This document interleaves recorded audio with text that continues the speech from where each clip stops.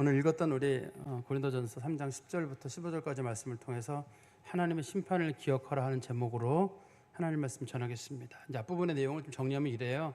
이제 고린도 교회의 교인들은 자신들이 자기가 굉장히 신령한 교인들, 영적으로 수준이 높은 사람들이라고 자기들이 생각했어요.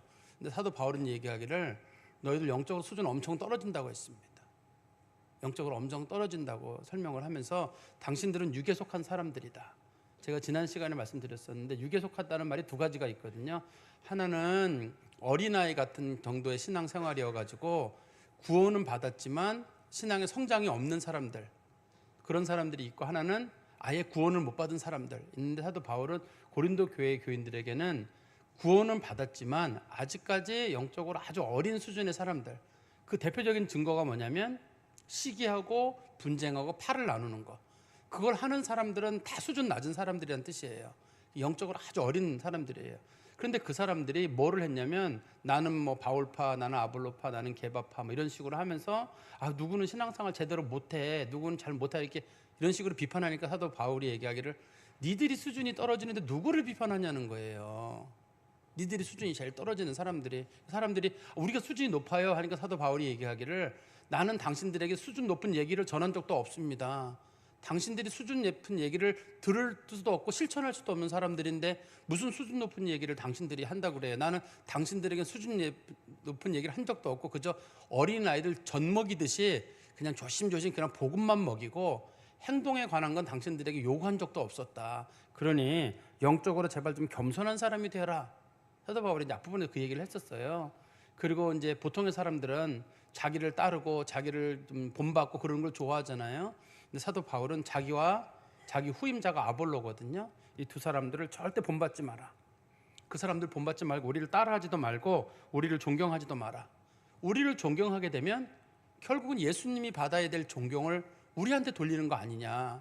그러면 우리가 결국 도둑질하는 거 아니냐. 어떻게 우리가 존경을 받을 수가 있냐는 거예요. 우리는 사역자들이다. 사역자들이란 말은 하나님의 일꾼으로서 주인을 높이는 일을 하는 사람들로 온 사람들인데 어떻게 우리가 존경을 받을 수가 있고 우리가 인정을 받을 수 있느냐. 우리는 그냥 다 살아주면 된다. 물을 주기도 하고 또 씨를 뿌리기도 하고 물을 주기도 하지만 잘하게 하시는 분은 하나님이시기 때문에 모든 영광은 하나님이 거두셔야지 우리가 절대 거두면 안 된다. 사람이 절대 그것 때문에 일절 칭찬을 받으면 안 되고 존경을 받으면 안 되고 오로지 하나님만 칭찬을 받도록 해야 되는 것이 우리 그리스도인들의 태도다, 이렇게 말씀하시면서 사도 바울이 말하기를 우리 모두는 하나님의 동력자들이다. 이 말이 제가 지난번에 말씀드리면서 오해를 일으킨다고 했거든요. 우리도 같이 하나님과 함께 일하는 사람들이다, 이렇게 오해할 수 있는데 성경을 잘 풀어보면 우리는 하나님을 위해서 하나님 밑에서 일하는 사람들이다, 그런 뜻이거든요. 원문의 그 소유격을 잘 해석을 하면 우리는 하나님의 소유된 사람으로서 하나님의 일을 하려고 부름받은 사람들이지 우리가 무슨 하나님의 동력자는 아닙니다. 아랫사람이라는 뜻이거든요. 우리가 아랫사람들이니 그리고 우리는 관리자인 것 뿐이니까 우리를 존경하지 말라, 사도 바울이 이렇게 얘기를 했습니다. 이제 오늘 본문에서는 이 교회를 세우는 사람들, 이 교회를 고린도 교회에 여러 교회가 있지만 기초를 놓은 사람은 사도 바울이에요. 그리고 그 후에는 이제 아볼로가 교회에 기초를 놓았는데 사도 바울은 얘기하기를 자기가 기초를 낳았지만 이후에 교회를 세우는 사람들이 있을 거 아니에요. 여러 종류의 교회들, 고린도 지역에도 교회를 세우는 사람들은 조심해라. 하나님 앞에 당신들이 꼭 심판을 받을 것이다. 당신들이 한 일에 대해서 하나님 앞에 심판을 받을 것인데 그 심판에 대해서 하나님께서 심판이 칭찬으로 끝날 수도 있고 그 칭찬이 벌로 끝날 수도 있다. 하나님 앞에 칭찬을 늘 받을 거라고만 생각하지 말고 하나님의 심판대에 섰을 때 하나님이 나를 어떻게 보실 것인가, 그걸 생각하라는 거예요. 그래서 복음을 있는 그대로 잘 전한 사람들, 복음을 있는 그대로 전하는 사람들, 하나님 영광을 위해서 이런 사람들은 하나님 나라에서 심판의 자리에서 칭찬이 있을 것이지만 내 나름대로는 열심히 했어요. 내 나름대로는 교회도 세우고 막 열심히 했는데 하나님께서 끝에 가가지고 다 한번 이 공적을 불러 태우고 난 다음에 보니까 아무것도 안 남는 사람이 있을 수가 있거든요. 그러니까 교회가 어느 방향으로 나아갈 때 우리가 이것도 해보고 저것도 해보고 막 교회 성장을 여러 가지 한단 말이에요. 그런데 그게 복음에 벗어난 것이면 그때는 그건 아무것도 안 남아요. 우리 생각할 때는 어떻든 간에 복음만 전해지고 교회만 성장하면 되는 거 아니냐 그러는데 사도 바울은 여기 이제 금, 보석 여러 가지 예를 들면서 그런 것들은 남지만 이게 복음의 진리를 얘기하는 거거든요. 그건 남지만 나무나 그 어떤 것들로 지은 건물들은 전부 사라진다. 그러니 우리가 교회를 세울 때 막 성장한다고만 좋은 것도 아니고 부흥한다고만 좋은 것도 아니고 남들이 쓴다고 그걸 막 갖다 끌어 쓸 것도 아니고 하나님 앞에 심판대 앞에서 그것이 정말 복음에 합당한 것인지를 먼저 고려하고 그렇게 해야 된다는 거예요. 우리가 이제 기독교의 용어 중에 이런 말이 있거든요. 이제 아디아포라라 그래가지고 사소한 것들이 구원에 별로 영향력이 없는 거, 구원에 영향을 끼치지 않는 사소한 것들이 있거든요. 그렇지만 그렇다고 해가지고 교회가 아무거나 갖다가 교회에 끌어들일 수는 없는 거예요. 교회가 그걸 끌어들였을 때 그게 교회의 본질에 맞아야지, 교회의 본질에 맞지 않으면 그 교회가 안 될 수가 있습니다. 예를 들어서 제가 이건 예만 드는 거예요. 교회가 들여왔어요. 많은 교회들이 교회 성장을 해서 카페가 필요하다고 보고 있고 성도들이 서로 이제 친교회 자리도 필요하고 또 어떤 교회들은 교회 주변에 약간 외곽에 있는 교회들은 카페도 없고 성도들과 차를 마시고 이렇게 예배드리려고 이제 그 카페를 교회가 도입을 했어요. 잘못된 건 아니잖아요. 그걸 가지고 뭐라 그럴 수는 없잖아요. 그런데 고민을 하는 거예요. 이게 성경적으로 맞느냐 틀리느냐, 하나님 앞에 옳으냐 그르느냐를 가지고 고민은 좀 해봐야 되는 거예요. 다른 교회가 그걸 해서 성장을 했대더라, 친교가 잘 이루어진대더라, 다 좋아요. 목적 자체가 선하거든요. 나쁜 목적을 가지고 하는 게 아니거든요. 그렇지만 그것이 성경적인 것이냐 교회의 본질에 맞는 것이냐는 다른 거예요. 카페를 들였다고 벌 받을 일도 아니고 안 들였다고 잘하는 것도 아니거든요. 그렇지만 이게 정말로 성경적인지 아닌지는 구분해야 된다. 오늘 본문에 관련된 내용들이 주로 이제 그런 거랑 관련된 겁니다. 우리 한번 성경 말씀 보시면 10절입니다. 내게 주신 하나님의 은혜를 따라. 여기서 은혜라는 말은 사도 바울이 하나님께 받은 은혜니까 곧 사도권이에요. 사도 바울은 하나님 앞에 사도권을 부여받았습니다. 사도권을 부여받아서 자신이 하나님 앞에 뭘 하게 됐냐면 10절에 다시 보십시오. 내게 주신 하나님의 은혜를 따라 내가 지혜로운 건축자와 같이 터를 닦아두매 다른 이가 그 위에 세우나 그러나 각각 어떻게 그 위에 세울까를 조심할지니라. 사도 바울이 하나님께 받은 은혜는 사도권이라고 말씀드렸는데 사도 바울은 이 사도권을 가지고 뭐를 하게 됐냐면 터를 닦게 만들었어요. 여기서 터라는 건 뭐냐면 그리스도의 삶과 십자가와 부활을 사람들에게 전하도록 교회의 기초를 닦아가는 게 성경에서 말한 게 터입니다. 이게 교회의 기본적인 터예요. 터를 만들고 그리고 이제 그 위에 건물을 지을 거거든요. 그러니까 예수에 대한 믿음, 예수에 대한 죽음, 예수의 부활 이런 거 관련된 것들이 사도 바울이 세우고자 하는 교회의 터예요. 여기에. 그런데 이 본문에 보니까 이런 표현이 있잖아요. 지혜로운 건축자와 같다 이런 표현을 썼어요. 지혜로운 건축자라는 말은 건물을 전체를 총괄하는 설계도를 만들고 건물을 발주하는 그런 사람들을 부르는 말이거든요. 이거를 보통 영어로는 이건 마스터라 그러는데요. 마스터 빌더라고 부르는데 건물 전체를 총괄해서 짓는 사람이에요. 근데 그 사람이 터를 닦았어요. 터를 닦을 때 내가 향후 얼마나 건물을 지을지 예상하면 건물 넓이를 계산해 줘야 될 거 아니에요. 하중도 계산하지 않겠어요? 하중 계산해가지고 몇 층으로 올릴지를 계산할 거 아니에요. 그리고 사람들이 거기다가 뭐를 할 건지 뭘 드릴 건지를 다 계산할 거거든요. 사도 바울은 자기가 지혜로운 건축자이기 때문에 그거를 고민을 했어요. 거기다 사람들이 이런 건물도 짓고 저런 건물도 짓는데 절대 사람들이 바꾸지 못할 거, 그게 이제 사도 바울이 터의 기본으로 삼은 건데 이거는 누가 거기다 건물을 짓더라도 절대 바꾸지 못할 것이 있어요. 그건 뭐냐면 그리스도의 십자가와 그리스도의 보혈을 이거 관련된 요거가 빠져버리면 그거는 절대 교회가 되지 않도록, 이게 만약에 바꿔지거나 이게 만약에 무너지게 되면 그거는 교회가 되지 않는 거거든요. 그러니까 교회가 교회로서의 사명을 잘 감당하도록 하려면 사도 바울은 그 교회의 터를 닦으면서 향후 자기가 복음을 전하는 곳에 교회를 세우는 사람들은 누구든지 예수와 십자가와 부활 그거 외에는 다른 것들을 전하거나 다른 것들을 꿈꾸거나 교회가 그쪽 방향으로는 절대 나가서는 안 된다. 만약에 그렇게 나간다 그러면 그거는 교회가 아니다. 사도 바울이 그렇게 본 거죠. 성경에서 다시 보시면 우리 11절에 이 닦아둔 터 외에 능히 다른 터를 닦아줄 자가 없으니 이 터는 곧 그리스도 곧 예수 그리스도라. 사도 바울이 세운 교회의 터는 예수 그리스도예요. 예수 그리스도 외에는 구원을 받을 만한 다른 이름을 우리에게 준 적이 없어요. 교회가 예수님을 전하고 예수님을 붙잡고 예수님을 위해 살고 예수님 기뻐하시는 일을 뭐를 하고, 이게 교회예요. 사람을 기쁘게 하고 사람을 즐겁게 하고 뭔가를 우리끼리 원하는 자아를 실현하고, 이거는 교회의 본질하고는 달라요. 교회의 부수적인 작용이에요.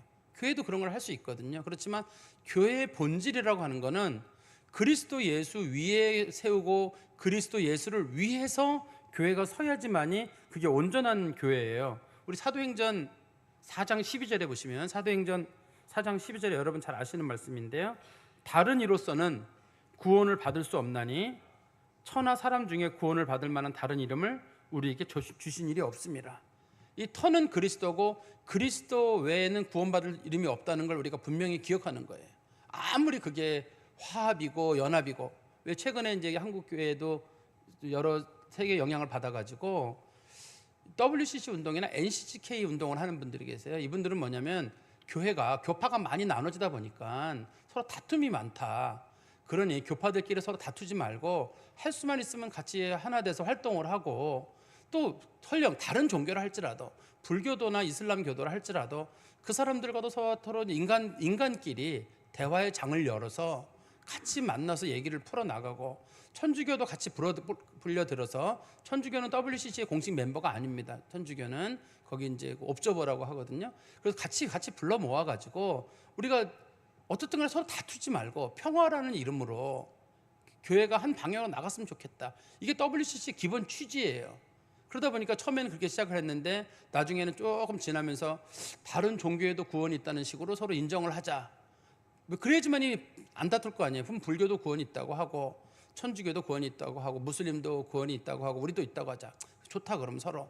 그럼 우리 요번에 한번 모였는데, 그때 당시 기억이 안 나네. 1990 몇 년도인 것 같은데, 그때 이제 한번 서울에서 한번 모인 적이 있었거든요. 그때 그러면 우리는 무속신앙은 어떻게 볼 것이냐. 무속신앙도 좋은 거다. 그래가지고 당시 이제 이화여대의 그 이름이 잊어버렸네. 그 여자 그 교수님이 계시거든요. 기독교 학과에. 그 여자 교수님이 그러면 우리가 아브라함에게 핍박당해서 죽은 하갈의 영을 위로하는 구슬 한번 합시다. 살풀이를. 그래서 이분이 구슬했어요. 이화여대에서. 근데 이제 문제는 이거를 끌어안는 분들이 우리나라 기독교 중에 NCCK라고 불려지는 단체들이, 여러분들이 알고 있는 굵직굵직한 교단들이 거기 다 들어 있습니다. 지금 다 들어 있습니다. 여러분들이 알고 있는 유명한 목사님들이 교회는 거기 들어 있어요. 그러면 이분들은 왜 그렇게 한 거냐면, 아까 얘기했듯이 일치와 화합이라고 하는 게 목적이다 보니까 어느 날 점점 커져버린 거예요, 이게요. 왜냐면 무당들도 인정을 해줘야 되는 거니까요. 하나가 되려면 네 말도 맞고 내 말도 맞아야지, 내 말도 맞다 그러면 안 되잖아요. 그래서 그 사람들은 우리 같은 교회들을 뭐라고 부르냐면 근본주의고 수구 꼴통이라고 불러요. 우리 같은 교회들을 근본주의 교회, 수구 꼴통 교회 이렇게 부르고, 그런 교회들에 대해서는 상당히 열린 교회로 이렇게 보거든요. 긍정적으로. 한국 교회 분위기도 그분들에게 호의적이에요, 도리어. 우리는 마침은 지네 종교만 구원이 있다고 그러고, 우리는 우리 종교만 구원이 있다고 믿어요, 실제로. 근데 다른 분들은 다른 종교에도 구원이 있다고 서로 끌어안자고 하는데, 다른 그게 모르겠어요. 이 사도 바울이 자기가 세운 터 위에 다른 어떤 것도 세우지 못하도록, 그 터는 뭐냐? 그리스도 예수예요. 그리스도 예수의 이름으로 구원받는 것 외에는 다른 터를 세울 수 절대 없다고 지금 얘기를 한 겁니다. 그리고 12절에 만일 누구든지 금이나 은이나 보석이나 나무나 풀이나 지퍼로 이 위에 터를 세우면, 건물을 세우는 사람들이 금이나 은이나 보석으로 건물을 세우진 않죠. 이거는 소위 불련성 재료들이에요. 불이 안 타는 재료들. 그렇지만 나무나 풀이나 짚은 풀로, 이거는 불에 탈 수 있는 거예요. 가연성 재료들이에요. 건물을 지을 때 보석으로 집을 짓지는 않거든요, 주로. 그렇지만 풀이나 이런 거는 건물을 많이 지어요. 건물을 짓는 여러 가지 재료들을 얘기하는 거거든요.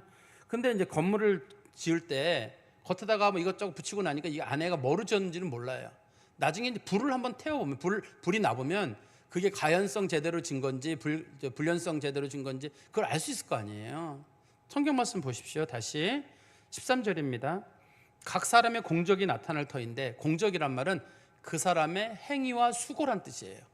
그 사람이 교회를 세우는데 여러 가지 수고한 거, 그다음에 봉사한 거, 그런 것들이 나타날 터인데, 그 날이 공적을 밝히리니, 그 심판의 날에 공적을 밝히리니 이는 불로 나타내고 그 불이 각 사람의 공적이 어떠한 것을 시험할 것이라. 한번 하나님이 불로 확 태워보신다는 거예요. 그렇다고 해가지고 하나님이 무슨 불을 질러가지고 어떻게 한다는 말이 아니라 하나님께서 소위 그 하나님의 심판이라고 하는 이런 마치 불과 같은 것으로 그들을 한번 테스트하는 기회를 갖게 되고, 하나님께서 뭐가 진짜인지 아닌지를 검증하는 시간이 온다는 뜻이에요. 꼭 불을 지른다는 말이 아니라 하나님께서 어떤 것이 진짜인지 하나님의 백보자 심판에서 검증하는 순간이 와요. 그 검증하는 순간이 올 때 그때 뭐가 진짜인지 아닌지 그게 드러나게 됩니다. 이걸 보석이나 금이나 은으로 지은 거는 믿음 안에 세워진 거기 때문에, 진리 안에 세워진 것 이건 그대로 남아요. 그렇지만 여기 나무나 풀이나 지프로 세워진 것들은 다 사라져요. 근데 어느 교회를 세웠는데 교회가 어마어마한 거예요. 사람들은 저 교회 너무 크다고 나도 좋아하고 저 교회 일 많이 했다고 다 했는데, 하나님께서 해오 심판 자리에 불러가지고 이것저것 따져보니까 나무로 지은 거예요. 풀로 짓고 지프로 지은 거예요. 아무것도 안 남잖아요. 그렇지만 남들이 봐도 초라하게 보이는 어떤 건물인데, 가보니까 그 건물은 기본적인 재료가 금이나 은이나 보석으로 지어진 건물이에요. 불은 다 타고 나머지는 다 없어졌는데 그 안에 기둥이 그대로 남아있는 거예요. 이 본문에서는 하나님께서 교회의 본질과 관련 없는 것들, 그런 것들로 뭔가를 많이 세우게 되면 결과적으로는 그거 다 없어지고 하나님 앞에 꾸중만 듣는 거예요. 우리끼리는 수고했다고 막 수고했어 박수치고 이것저것 다 하게 되는데, 하나님의 교회가 이것저것 할 수 있습니다. 뭐 아까 제가 얘기했듯이 아디아포라라 그래가지고 이것도 갖다 쓸 수도 있고 저것도 갖다 할 수도 있고, 어떤 것이 옳은지 그른지 서로 이렇게 용납하면서 얼마든지 교회는 할 수 있어요. 그렇지만 그것이 복음의 본질이나 그리스도 예수의 이름에서 비껴가면 안 되고 그리스도의 영광에서 빗나가면 안 되는데, 그냥 우리들끼리 부흥이라는 이름으로 또는 성장이라는 이름으로 사람들을 위로한다는 이름으로 우리끼리 막 많은 걸 행했는데, 하나님께서 한번 우리를 붙잡으시고 한번 테스트 한번 해보시는 거예요. 한번 불을 비추듯이 비춰봤는데 아무것도 남지 않는 게 있거든요. 그러면 그거는 결과적으로 우리 인생에서 우리끼리는 엄청 수고했지만 하나님 앞에 아무것도 안 남는 거거든요. 다시 성경에 보시면 14절입니다. 만일 누구든지 그 위에 세운 공적이 그대로 있으면 상을 받고, 정말 그리스도 예수의 이름에 단단히 서가지고 평생을 그리스도를 섬기고 그리스도 영광을 위해서 세운 교회라면 그 교회는 하나님 앞에 칭찬을 받을 것이지만, 그러나 누구든지 그 공적이 불타면 해를 받는다.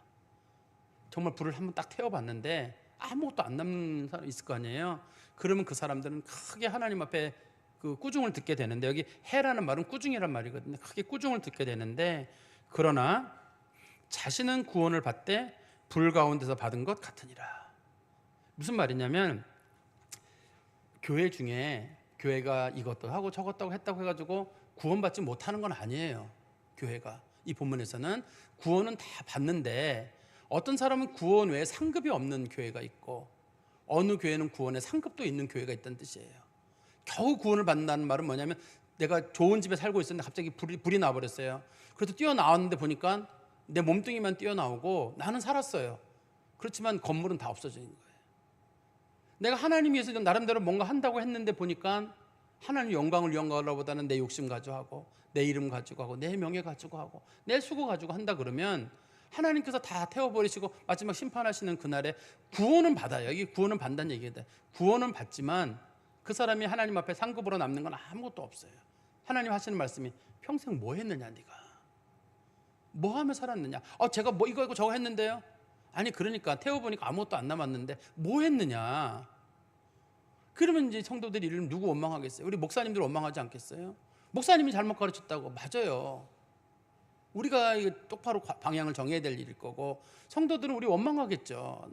나 진짜 목사님 진실한 줄 알고 그 교회 헌금 내고 똑바로 다녔는데, 아니 어떻게 우리 교회 성도들은 다 이렇게 그냥 목사님 잘못 만나가 이 모양이 됐느냐. 목회자들은 짐이에요. 이게 똑바로 가고 있는지. 성장도 중요하고 성도들의 위로도 중요하지만 하나님 앞에서 꾸중 듣는 거, 성도들이 교회 다닐 때 인생을 걸고 하는 거 아닙니까? 여러분들이 여기 다니는 시간이 무지 많아요. 이게 여러분들의 인생 가운데서 교회 다닐 때 보내는 시간이 너무너무 많아요. 어디 여행을 제대로 다니길 하나요? 교회 행사도 많아요. 무슨 구역 예배도 있고 수요 예배도 있고 뭐 금요기도회도 있고 뭐 토요에 무슨 모임이 있고 많아요. 소위 교회에서 우스갯소리로 손 없는 날이 없어요. 열심히 하는 사람들은 진짜 이거 끼고 저거 끼워가지고 집안 식구들한테 욕먹을 정도로 그냥 많아요. 이거 많습니다. 이 돈 빼다가 저 돈 빼다가 교회 헌금하고, 없는 돈 가운데 교회 헌금하고, 그렇게 여기까지 왔어요. 그런데 날고 봤는데 이거 하나님 앞에 우리가 온전히 가지 못해가지고 구원은 받았는데 아무것도 남지 않는다. 그러려면 목회자도 정신을 바짝 차려야 되고, 우리 성도들도 우리가 복음 앞에서 제대로 가고 있는지를 우리 자신을 살펴보는 일도 저는 필요하지 않을까 싶습니다. 제가 이제 말씀의 결론을 맺으면, 교회는 그리스도의 십자가 위에서 교회가 서야 돼요. 성장도 중요하고 뭐 시대의 변화도 다 중요해요. 시대의 변화도 우리가 고려해야 되고, 또 교회 성장이라고 하는 중요한 목표도 있거든요. 그렇지만 우리가 항상 꿈꿔야 되는 건, 교회가 그리스도의 이름에 합당하냐, 예수님께서 기뻐하시느냐, 우리가 지금 그 일을 하고 있느냐, 대충 이건 하나님이 기뻐하시느냐 이런 식으로 하지 말고요. 내가 하는 말에 대해서도 마찬가지입니다. 나는 하나님이 이걸 기뻐하셔, 그냥 함부로 말하지 마시고, 정말 이건 하나님이 원하시는 일이고 하나님이 기뻐하시는 일인가를 잘 생각을 해보면서 그 일을 해야 된다는 거예요. 그 다음에 두 번째는, 하나님께서는 예수 그리스도의 이름으로 세워진 교회들에 대해서는 다 구원의 은혜를 주세요. 그러니까 여러분들 쉽게 누구 구원 받는다, 못 받는다 그런 얘기는 쉽게 하지 않으셔야 돼요. 뭐 저 교회는 구원이 없어, 뭐 우리는 구원이 있어. 이 본문에서 말하기를 그리스도 예수의 이름에 기초한 교회들은 다 구원을 받아요. 그러나 상이 있는 교회가 있고 상이 없는 교회가 있어요. 근데 우리가 전부 구원을 받는, 칼빈도 그런 말을 했어요. 모든 사람들을, 그리스도인들을 대할 때 전부 구원받은 성도로 대하라, 이렇게 했거든요. 근데 우리는 내 마음에 안 들면 저 사람은 구원 못 받을 것 같아요. 내 마음에 드는 사람 몇 명만 구원받을 것 같거든요. 그런 식의 얘기들은 옳지 않아요. 그리스도의 그 말씀과 그리스도의 십자가에 세워진 교회들은 다 구원을 받는데, 그 성도들이 하나님 앞에 갔을 때 아무 상도 없다 그러면 그게 우리 인생에 너무 후회된 일이에요. 왜냐하면 끝에까지 간 거잖아요. 중간에 잘못된 게 확인이 돼가지고 고쳤으면 좋은데, 맨 끝에까지 갔는데 딱 시험 봤는데 떨어졌습니다, 이렇게 돼버리면 이거 뭐 그거 한 게 뭐가 돼. 이게 겨우겨우 들어는 갔는데 뭐 과락 수준에서 들어갔다 그러면 이건 뭐가 되겠어요.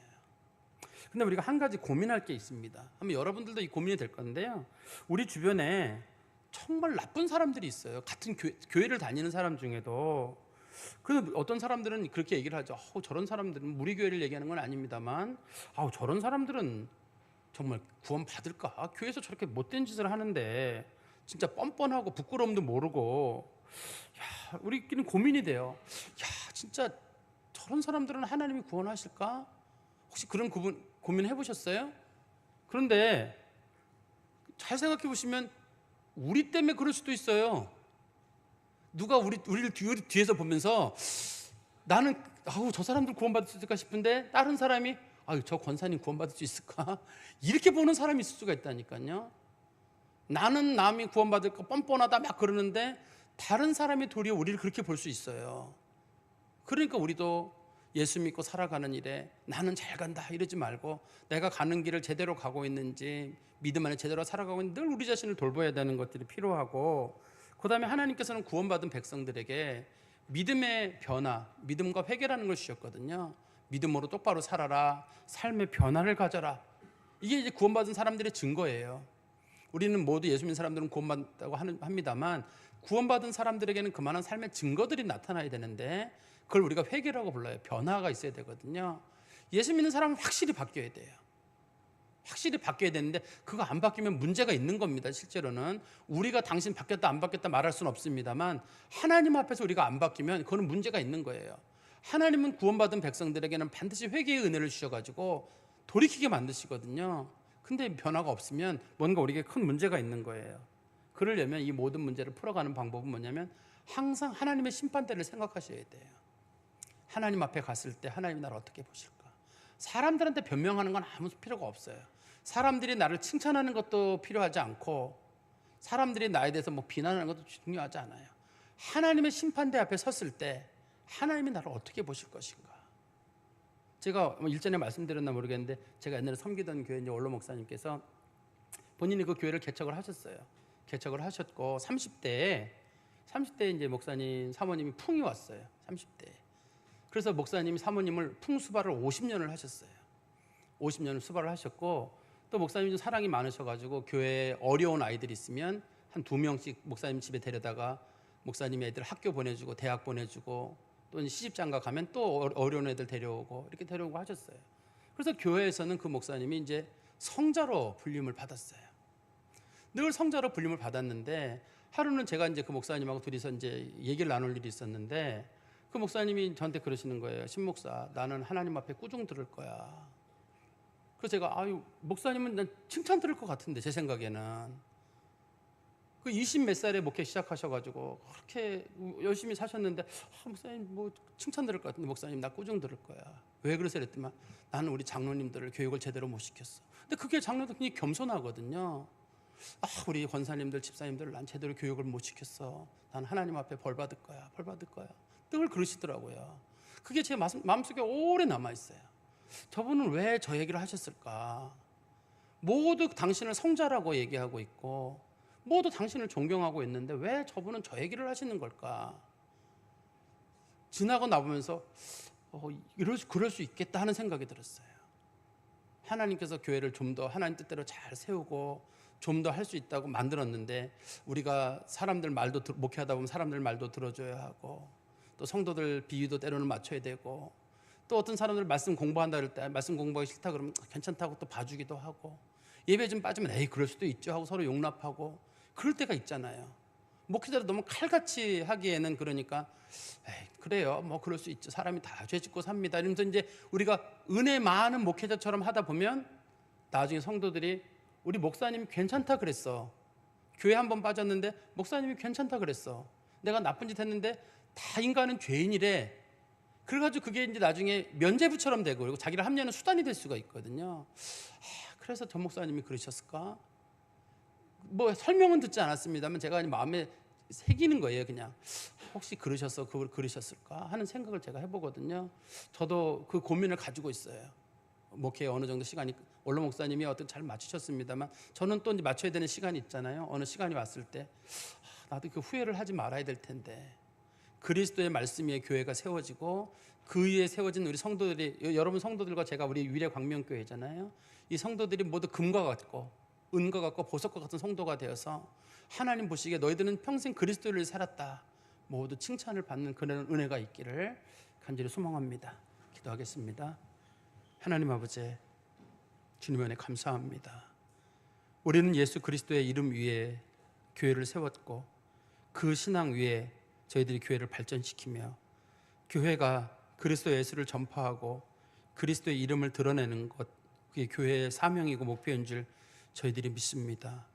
그런데 저희들이 현실적인 문제들 시대의 문제들에 매몰되어서 혹시라도 교회의 본질을 잃는 것은 아닌가 저희 자신을 잘 돌아보게 하시고 또 부족한 종도 시대라는 이름으로 사람들의 요청이라는 이름으로 하나님의 말씀에서 벗어나지 아니하도록 하나님께서 말씀 가운데 굳게 서는 지혜도 허락해 주시고 우리 성도들도 하나님 앞에 모두 칭찬받는 성도들이 되기 위하여 우리는 구원받은 성도들이오나 하나님의 심판대를 늘 생각하며 살아가도록 저희를 붙잡아 주시옵소서.